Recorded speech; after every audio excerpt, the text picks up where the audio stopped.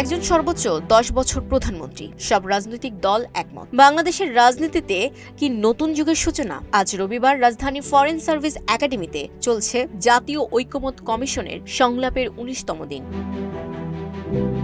কমিশনের সহসভাপতি আলী রিয়াজ জানালেন, সব রাজনৈতিক দল একমত হয়েছে একজন ব্যক্তি সর্বোচ্চ 10 বছর প্রধানমন্ত্রী পদে থাকতে পারবেন। তিনি বলেন, আমরা সবাই একমত, প্রধানমন্ত্রী 10 বছর মেয়াদে দায়িত্ব পালন করবেন, এটা সনদে অন্তর্ভুক্ত করব। বিএনপির স্থায়ী কমিটির সদস্য সালাউদ্দিন আহমদ বলেন, আমরা আগেই বলেছি 10 বছরের বেশি কেউ প্রধানমন্ত্রী থাকতে পারবেন না, এটা আমাদের প্রস্তাব। তবে তিনি সতর্ক করেন, যদি নিয়োগের বিষয়ে রাজনৈতিক হস্তক্ষেপ থাকে তাহলে তারা একমত থাকবেন না। নির্বাচন কমিশন সংক্রান্ত বিধানও সংবিধানে যুক্ত করার দাবি জানান তিনি। আলী রিয়াজ আরও বলেন, রাজনৈতিক দলগুলো স্বাধীন পুলিশ কমিশন গঠনের বিষয়েও একমত। এটা হলে পুলিশের জবাবদিহিতা ও জনবান্ধবতা আরও নিশ্চিত হবে। Desk report, news flash 71।